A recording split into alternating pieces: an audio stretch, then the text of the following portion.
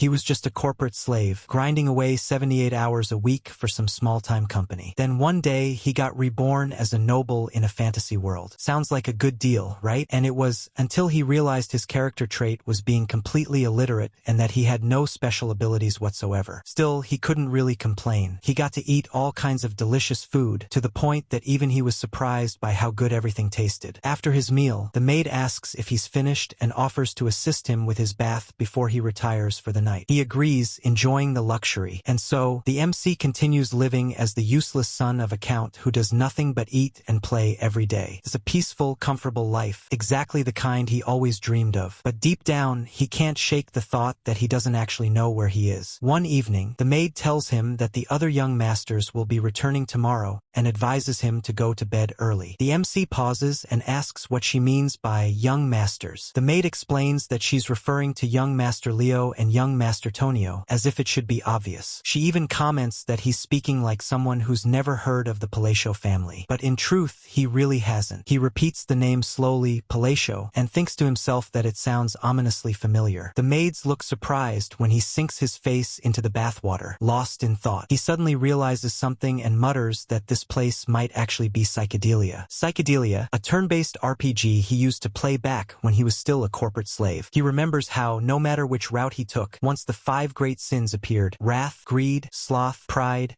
and obsession, the entire kingdom would begin to fall apart. Nobles, cities, everything would descend into ruin. Among those doomed places was Palacio County, home to Leo Palacio, the so-called king of debauchery, and Tonio Palacio, family of corrupt nobles who only appeared in a side quest before the main storyline. Now, standing here, he finally understands where he is. This isn't just a random noble household. It's the very same side quest called Investigate the Palacio County of the Asteria Kingdom. The county is involved in all kinds of shady dealings and runs a dark organization named Avalon. Even back in the game, the place had given him an ominous feeling. And now, he's standing right in the middle of it. The MC stares blankly at his surroundings and mutters in disbelief, asking if this is really happening. Of all places, he's ended up in Palacio County, the very first family in the kingdom to be completely annihilated. Still, he remembers that the subquests here gave a ton of experience in the game. That's some small consolation, but he can't bring himself to like his current situation, being Alan Palacio,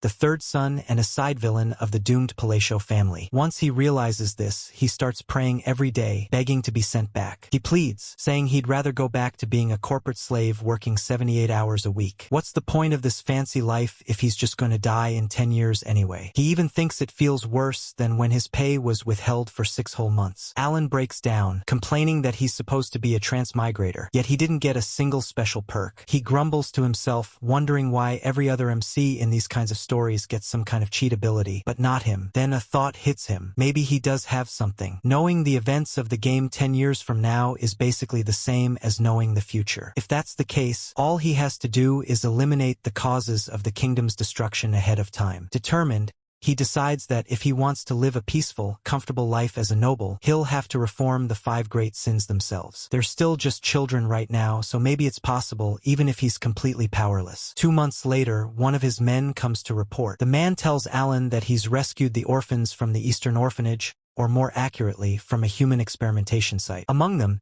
he's placed a girl named Yusha in charge of running the new orphanage. The man is Ivan, Alan's personal knight. Alan nods and tells him that his judgment was correct, calling him very capable. Ivan looks a little uncertain and asks if that was meant to be a compliment, since Alan's face barely changes when he speaks. Alan admits that's true and tells Ivan he's counting on him, forcing a small, desperate smile this time. Ivan hesitates and says he's not sure he'll ever get used to seeing that. Alan looks at himself in the mirror afterward, thinking that his old face used to be much more expressive. Now, it's like his soul hasn't quite synced with his facial muscles. Ivan, still unsure, thanks Alan for the compliment anyway. In a world like Psychedelia, where betrayal is the norm, Ivan is one of the rare supporting characters who stays loyal until the end. The moment Alan found him, he made sure to hire him. Then Ivan brings up the raid again, mentioning that Alan had said it was to rescue the girl Yusha. Alan confirms that's right. Ivan nods thoughtfully and adds that he can definitely see why Alan decided to place his trust in her. Even after all his years as a mercenary, Ivan could tell that the girl was anything but ordinary. He he still remembered how he found her, so powerful that it didn't make sense for someone like her to quietly stay imprisoned. Ivan tells Alan that there's nothing to gain by leaving her there and suggests bringing her over instead. Alan agrees that his point is sound, but in his mind, he's already made up his mind. It may look like he's wasting her potential, but keeping her there is actually part of his plan. Yusha Bludia, the girl in question, isn't just any child. She's one of the Blood Clan, a being bound by a pact with something indescribably otherworldly. In the game,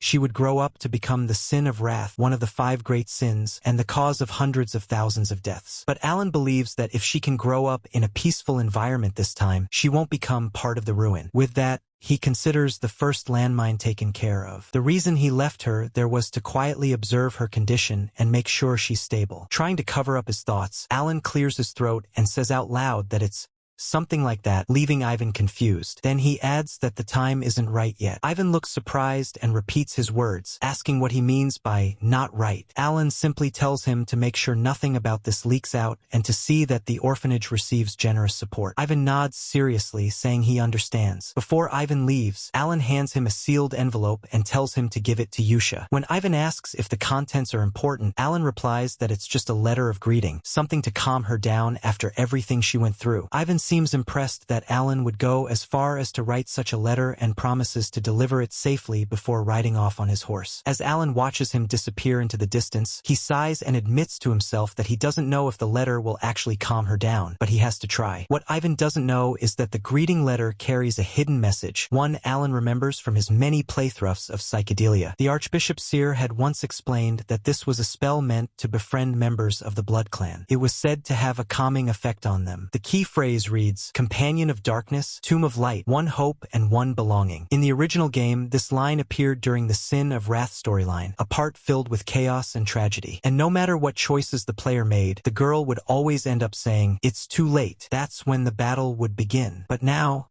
Alan finds himself 10 years before all of that happens. This time, maybe, just maybe, it's not too late. Alan leans back in his chair and mutters to himself that, with one of the 5 destruction flags now handled, it's time to figure out who's next. He chuckles dryly, thinking that befriending a monster with just a single phrase sounds utterly ridiculous. Still, since the Blood Clan worships some otherworldly being, maybe it could actually work. He sighs, musing that the minds of those who live in the realm of fanaticism are truly beyond understanding. Meanwhile, Ivan, still near the orphanage, can't shake off the feeling of unease. He can sense traces of demonic energy lingering in the air, so dense it's almost suffocating. Even after years of battle, it's something that makes him tense. He thinks to himself that the amount of energy coming from that child is absurd, and she seems strangely emotionless for someone her age. At that moment, Yusha, holding the letter, asks coldly if the one who sent it was Lord Alan. When Ivan confirms, she frowns and asks why he didn't summon her to his side instead. Her tone grows sharper, and the air around her begins to distort. Ivan feels a chill run down his spine. What he's seeing shouldn't even be possible. Visualizing demonic energy is something only those who've reached master level can do. He realizes that Alan's words, "the time is not yet right," might have been more literal than he thought. Trying to defuse the tension, Ivan nods quickly and says that's exactly what Alan meant. The time hasn't come yet. Yusha studies him quietly, then softens her gaze and says she understands. She looks back at the letter, and her eyes catch the final line, "Companion of Darkness, Tomb of Light, one hope and one belonging." For a moment, her expression changes. She presses the letter to her chest, a faint smile crossing her lips as she says that this must be a promise only her master would know. She claims to understand, at least roughly, what it means. Ivan, watching this, is once again struck speechless. The girl standing before him is no ordinary orphan. She's the Sin of Wrath, the daughter of the monstrous blood Yusha, the Bloody Queen. And yet, she now carries a trace of warmth in her eyes. Back in his mansion, Alan stretches and prepares for bed, completely unaware of the storm of emotion his letter has stirred. He murmurs to himself that it was a fulfilling day, one spent extending his cushy,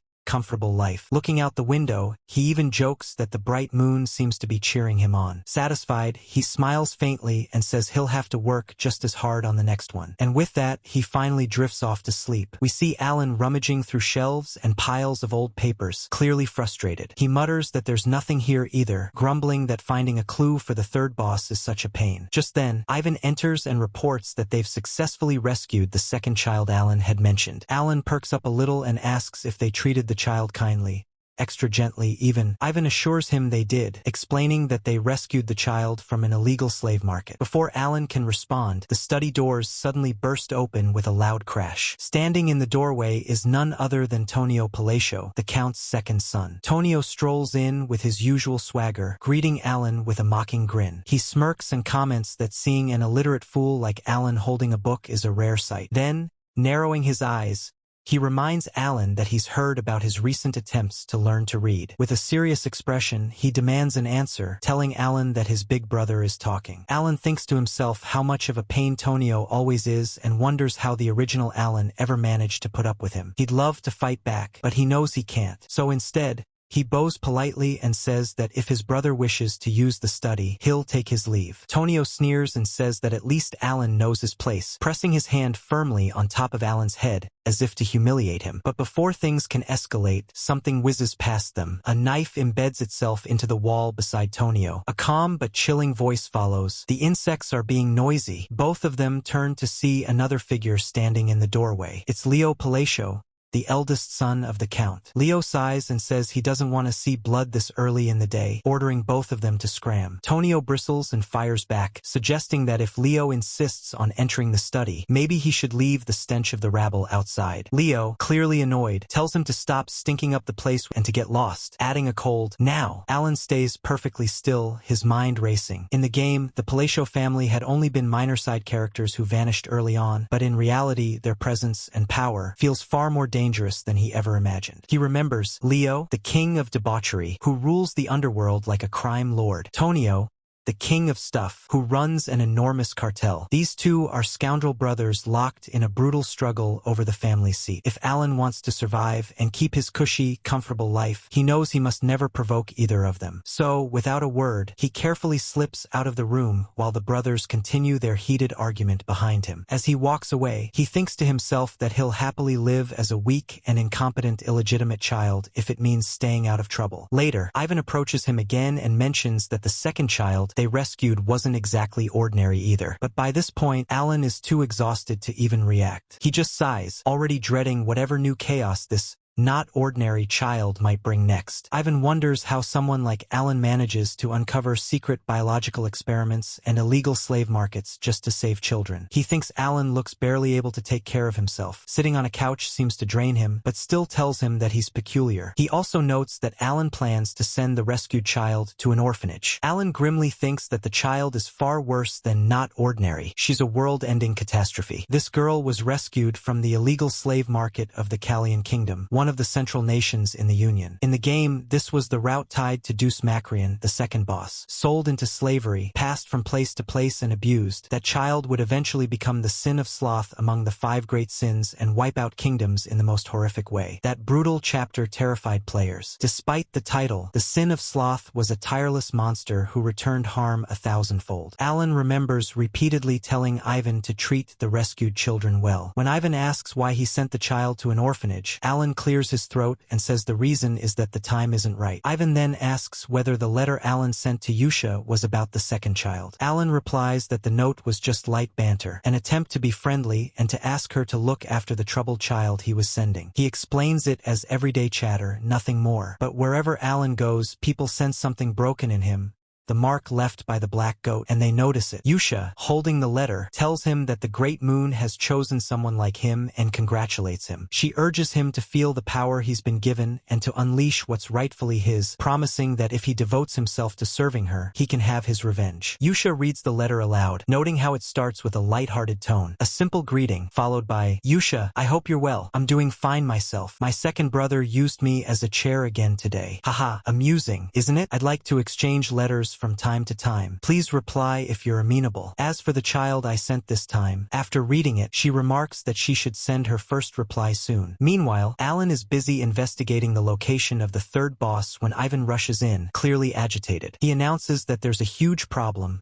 The young master, Tonio, is dead. Alan looks up sharply and asks what he means. Ivan repeats that the scoundrel is dead. Alan can hardly believe it. Already, he wonders, just as preparations for the funeral are underway. At the funeral, the atmosphere is grim but not solemn. The count attends with women on each arm. Some guests whisper about being bored, while others complain about being hungry. Alan listens, inwardly disgusted. Coming to your son's funeral high and flaunting women like trophies? He was messed up, sure, but this feels like something straight out of a dark fantasy novel. Still, Alan finds Tonio's death peculiar. In the game, Tonio's death happens much later, after years of torment, at the hands of someone who triumphantly declares, "I finally killed that vermin." That same person then boasts, "Finally, my body has become the undisputed heir Count Palarshu." Alan recalls how dramatically that man had cried about his suffering, yet now he stands there with a satisfied grin, as if reveling in his newfound fortune. Alan concludes that the culprit is either Leo or someone loyal to him. Either way, his main focus remains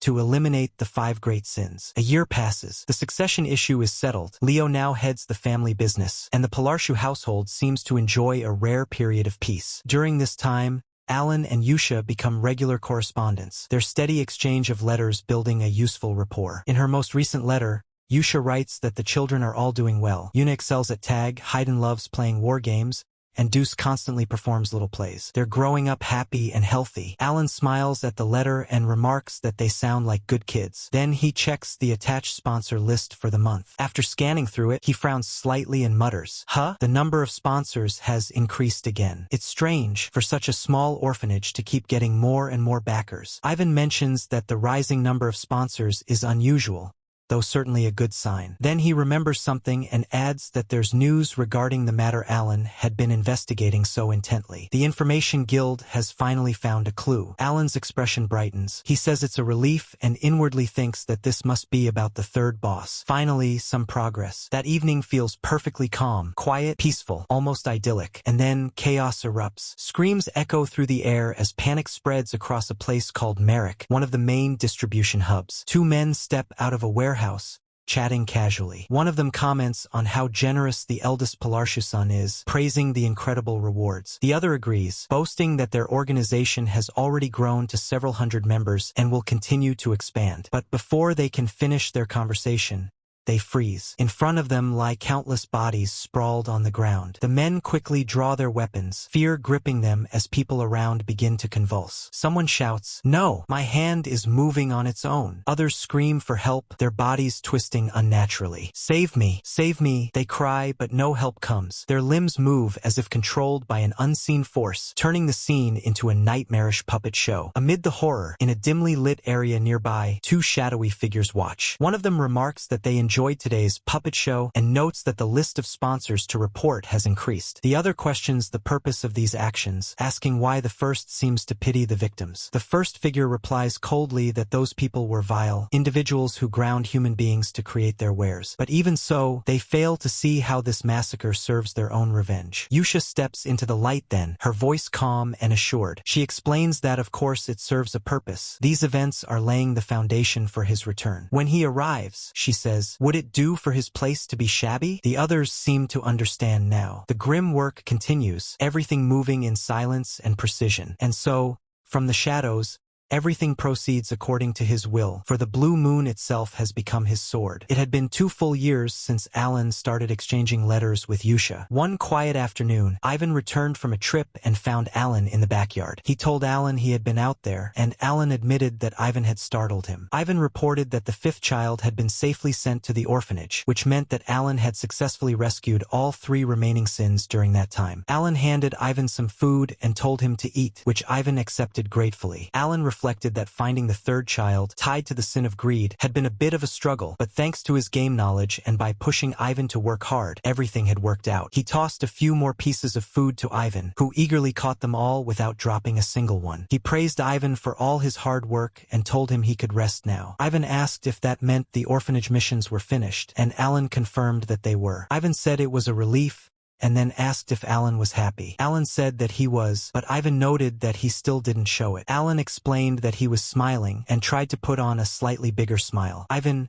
unconvinced, said he supposed it was true. Later, as Alan lay down, He thought about how smoothly everything had gone. The bosses of Psychedelica had become the 5 great sins due to their tragic pasts, and even though this world existed before they awakened as sins, the odds of saving all of them before their fates turned dark had been low. He had worried that he might end up rescuing them only after they were completely broken. Alan asked Ivan how the orphanage was doing. Ivan handed him a letter and told him that everything was running smoothly. The children who had been like broken dolls at first had brightened up significantly. Alan read the letter and noted that, with Yusha handling things so well, they didn't even need a caretaker. He thought about Yusha's unexpectedly competent management and realized that perhaps her connection to the orphanage had made her well-suited for the role. Looking at it this way, he concluded that Yusha was a good kid too. Ivan asked if there was anything noteworthy in the letter. Alan read that everyone was doing well. Some of the children were growing up wonderfully, and Deuce in particular had improved so much that there was no reason to worry about him. Alan said that it made him happy to see the children thriving and admitted that, for some reason, he felt proud. Finally, in his thoughts,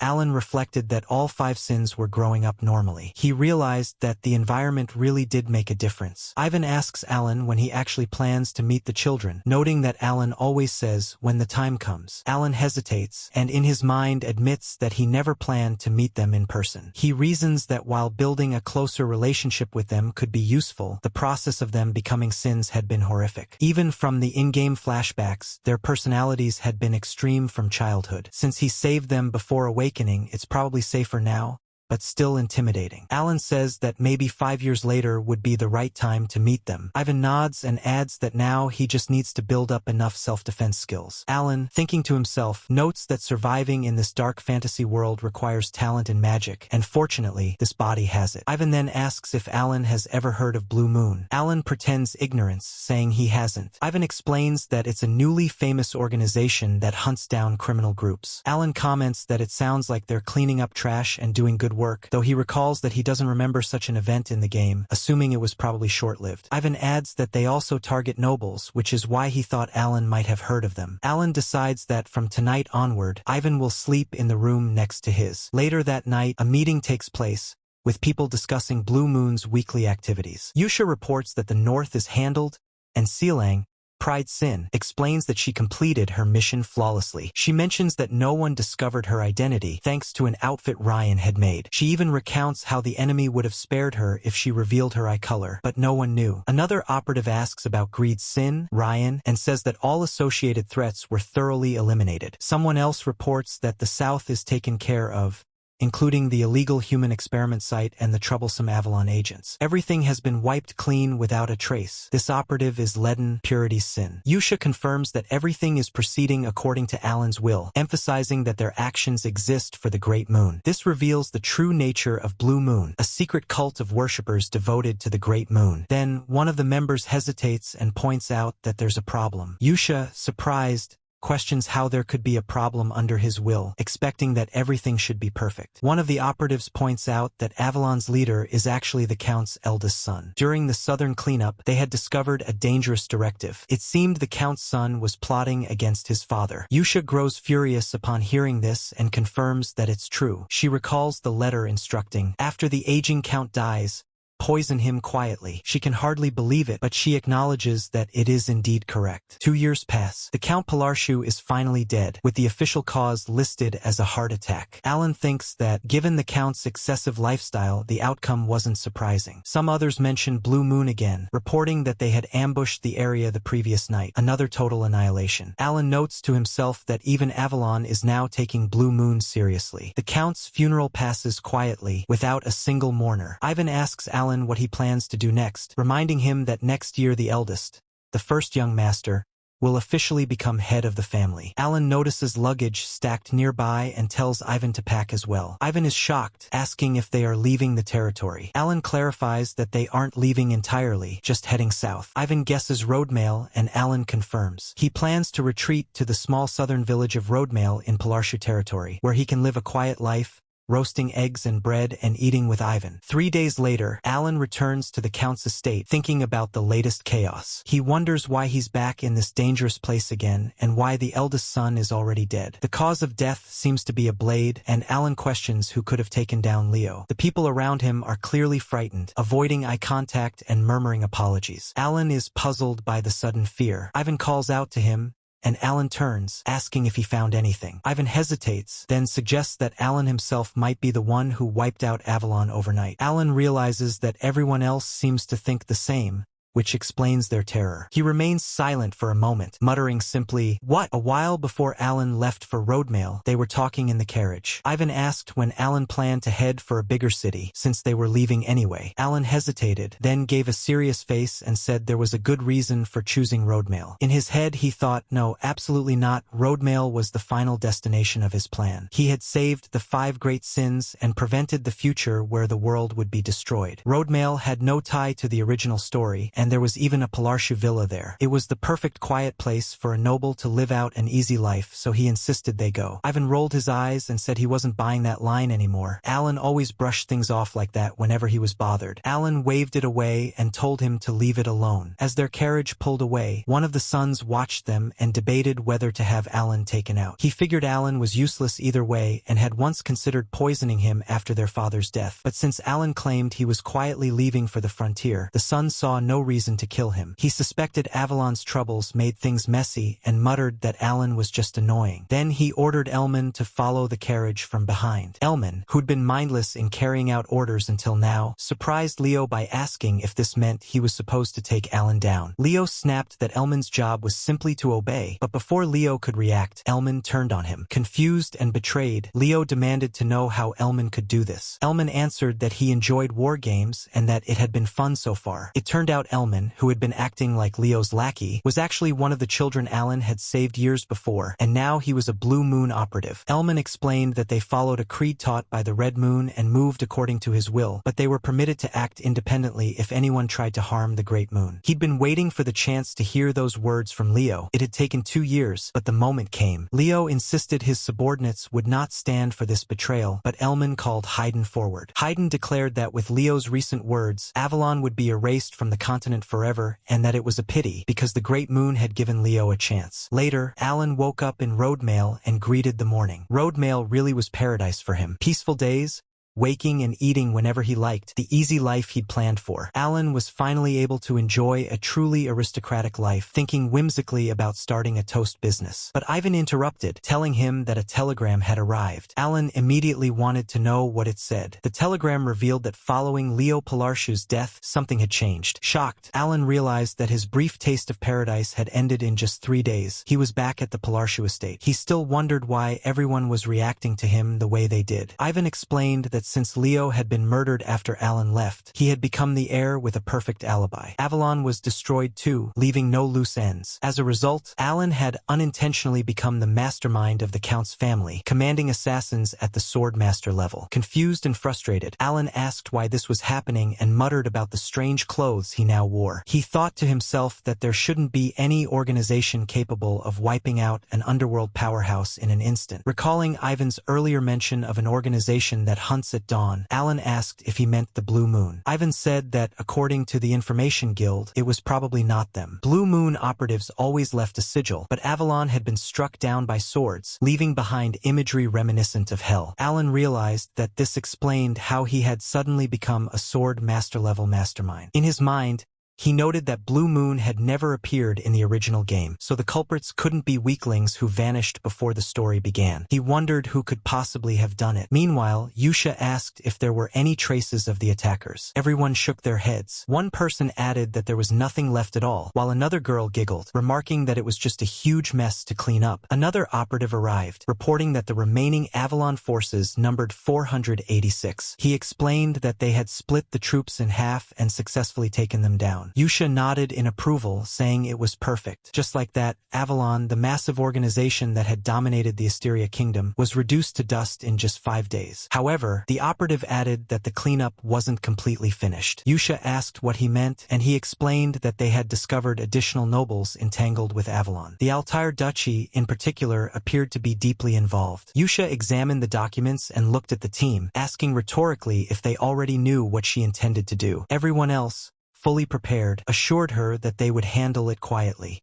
With everyone else ready, Yusha finally let out a sigh of relief and asked if the Information Guild was keeping things under control. One of the operatives confirmed that the guild was treating the incident as unrelated to Blue Moon. Another added that all guilds were doing the same, referring to the chaos as the hellscape forged by the Swordmaster. Yusha asked if they were still monitoring movements, and the team assured her that they would continue. She reminded them that this matter must never reach Alan, repeating instructions she had given countless times. One of the kids hesitated, noting that since Alan's own blood had acted first, but a voice immediately corrected him, saying that this wasn't an order. They were the sword, and a sword doesn't act on its own. Blue Moon only moves under direct command. He knows everything. Don't ever let him down. The kid didn't say anything aloud but thought to himself in disbelief, wondering how someone as overwhelmingly powerful as Yusha could feel anxiety or fear simply because she might be discovered. Still, he spoke, saying he understood. The group collectively affirmed that everything they did was for the Great Moon, for him. Meanwhile, Alan was mentally exhausted. He muttered to himself that he couldn't keep up anymore. After the funeral, he had been swamped for an entire month. All he wanted was to eat and laze around, the proper life of a noble. He reflected that he had made plenty of enemies, and that Leo's death was supposed to happen 6 years later. Now, because the deaths of his brothers had altered the game's timeline, all the family affairs fell on him, the heir. Everyone around him was lined up, calling out, "Young master!" Alan thought bitterly about why everyone was suddenly working so hard when,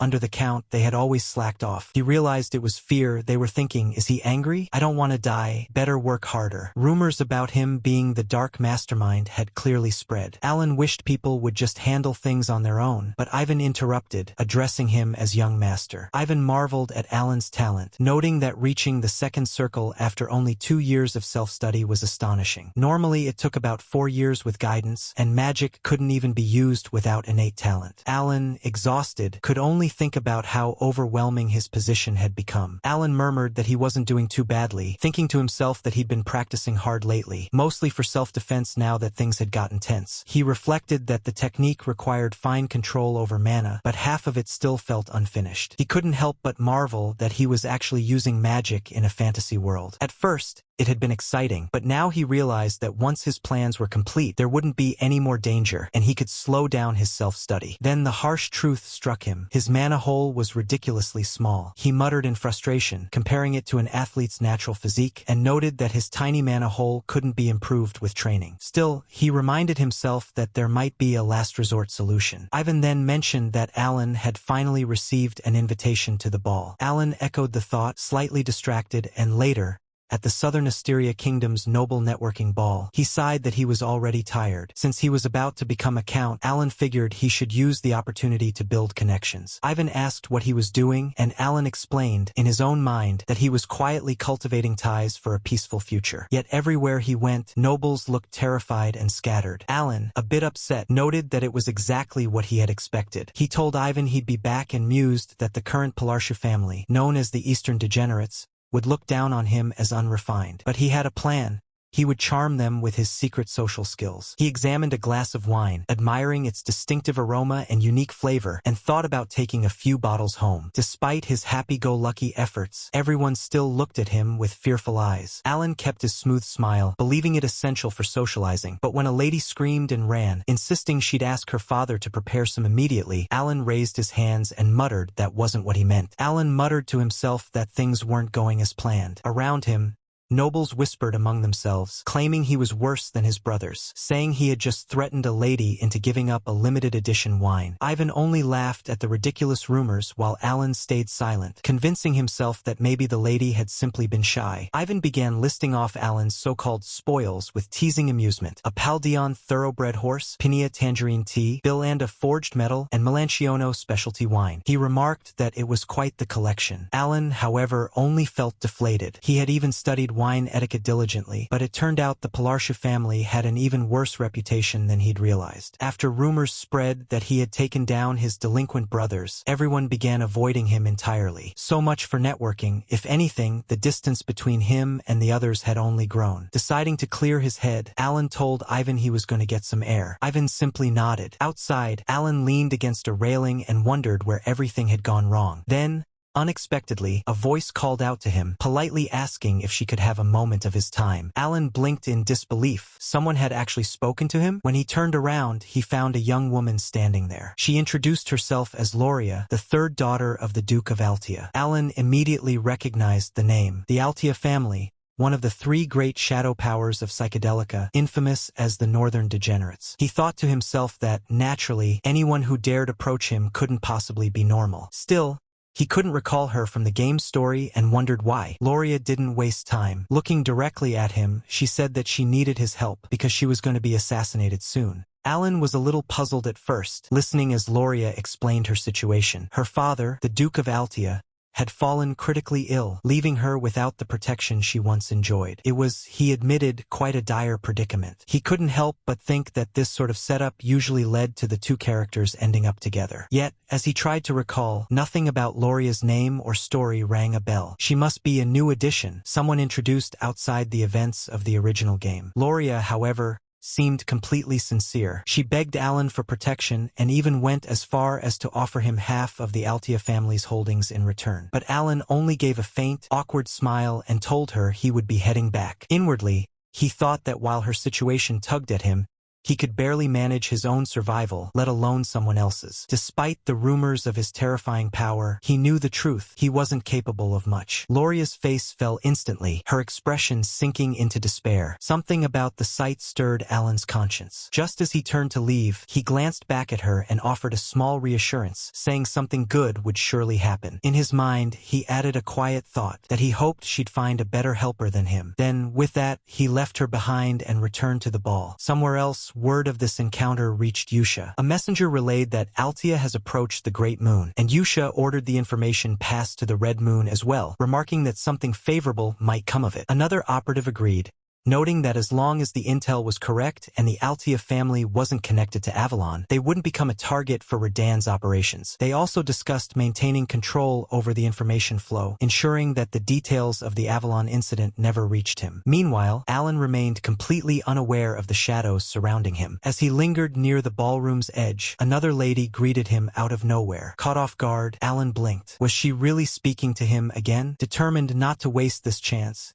he decided that this time he would actually manage to make friends among the nobles. He smiled and greeted her back politely, but when he got a proper look at her face, something about it made him freeze. Recognition hit him. It was the same face he had seen in the game. The lady only laughed lightly, while Alan stood there confused, thinking that perhaps this world still held more surprises than he'd anticipated. Alan senses that whoever dares to approach him first can't possibly be an ordinary noble. He walks closer, greeting her politely and saying she must be young Zenonia. The lady looks amused and asks if he knows her. Alan nods, explaining that she's quite well known. In Asteria, there are three major dark circles, Altia of the north, Polarshu of the east, and the western scoundrel, Zenonia. Zenonia, the eldest daughter of Count Zenonia Kalia, smiles faintly and says she didn't realize her reputation had spread that far. Alan can tell she's a clever one, more like a corporate mastermind in noble clothing. He knows someone like her could be useful, but all he wants is a quiet life free of political messes. So,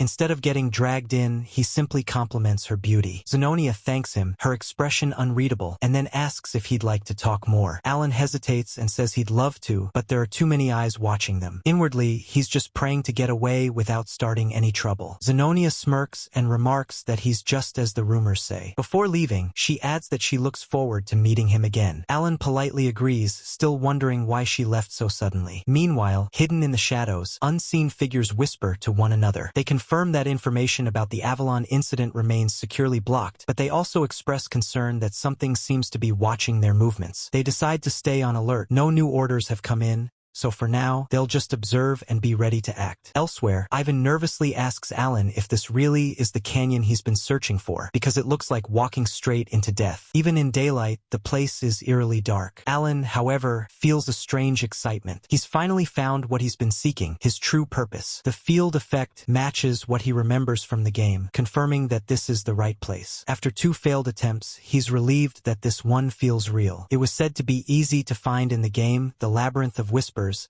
a hidden dungeon in the southern region. The real reason Alan came all this way, under the pretense of attending a noble ball, was to locate this labyrinth. Inside are 8 puzzle chambers, each guarding rare artifacts. Alan has memorized every strategy and walkthrough from his gaming days. As he stands before the dark entrance, he can almost feel the game's atmosphere surrounding him. He takes a breath, thinking that no matter how many times he's seen this place in the game, seeing it in real life feels completely different. Ivan looks utterly confused as he stares into the dark valley. Alan examines the surroundings and calmly says that even the inside of the canyon looks artificial, as if someone deliberately built it that way. Ivan frowns and asks how Alan could possibly know such a thing. Alan, caught off guard, mutters that he's been here often. Ivan immediately reacts in disbelief, asking what he means by that. Alan quickly backtracks, pretending he was just daydreaming, then laughs it off and says there's a way forward and they should get going. Ivan sighs and tells him not to joke with that expression. It's honestly too creepy. As they step deeper inside, strange wailing sounds echo through the chamber. Alan and Ivan watch in shock as twisted creatures cry out, only to be crushed mercilessly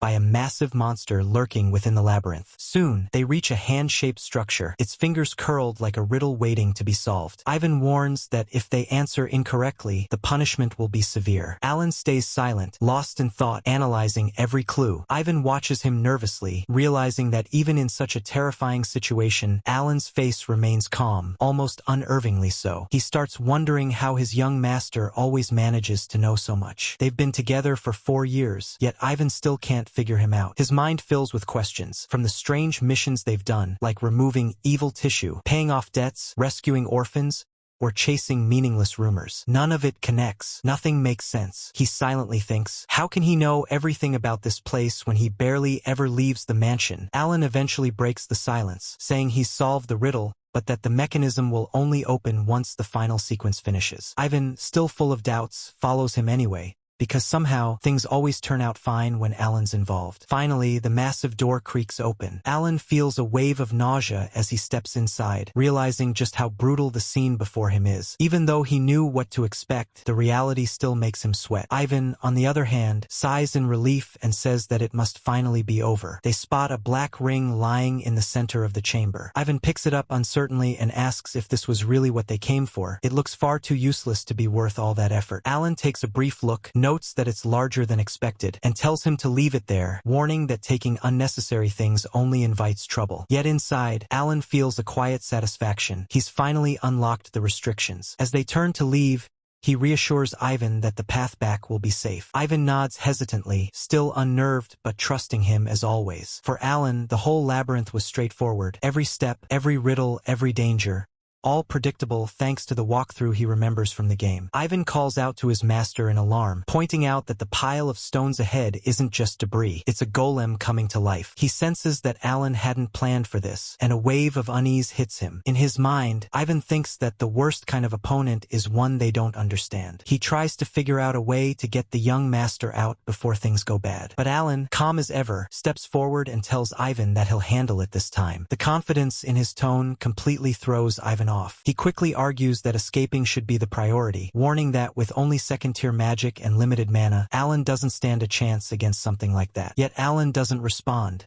Instead, he starts enforcing the restrictions. In an instant, a violent surge of energy floods the air, accompanied by a blinding flash. A deep, otherworldly voice fills the darkness, speaking of fragments of Nyarlathotep's great will and 2 constraints that can be enforced. Ivan shields his eyes from the light, struggling to even stand straight, while Alan remains perfectly still, his hand extended forward. Alan silently recalls that there was a similar sequence in the game, a point where the player had to choose restrictions to gain power. He realizes that this Labyrinth's reward, the artifact called restriction, is real. It binds its user through harsh limitations but grants great strength in return. The realization that this isn't a game mechanic anymore sends a chill through him. The ancient voice commands him to speak, and Alan does. He states that the use of Babylonian hand seals should be mandatory for casting magic. When the voice asks what he seeks to gain, Alan replies that he wants the power to slightly bend the laws of the world. The voice accepts and grants his wish. Alan feels a surge of satisfaction. This was exactly what he had planned. But the voice speaks again, asking him to continue. Alan adds that the use of magic should be limited only to the great Babylonian incantations. The voice questions what he intends with this condition, and Alan says that his goal remains the same. For a moment, silence falls. The voice stops responding, and the heavy air makes Alan frown. He wonders if he might have done something wrong. He remembers that, in the game, this part involved choosing constraints like the number of people and gear to balance risk and reward. He had memorized it all. Then, the voice returns, deeper and almost reverent this time. It acknowledges his command and calls him a human who remembers the forgotten gods and their mysteries. It thanks him for continuing its will. Alan freezes,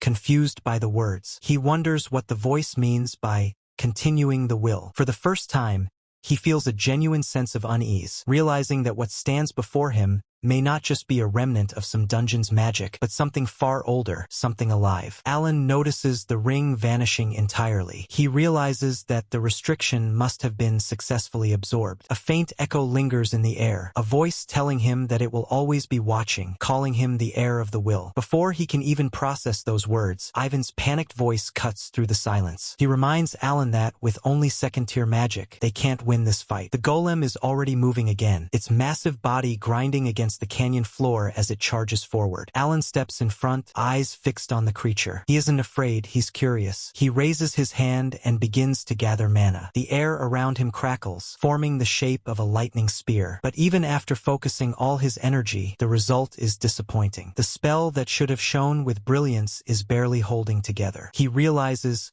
grimly, that this is his limit. No matter how much effort he puts in, his mana capacity is too small. This is as far as he can go with raw training. And that's exactly why he accepted the restrictions, the cost, the risk, the burden. Alan steadies his breathing. He tells himself it's time to test it, to see whether the restrictions truly granted him hope, or if he's still trapped by his weakness. The golem raises its stone arm to strike, and Ivan shouts for him to retreat. But Alan doesn't move. The faint blue lines of the restriction pulse on his arm. If this part hits 2,000 likes, we'll drop the next chapter instantly. The moment it releases,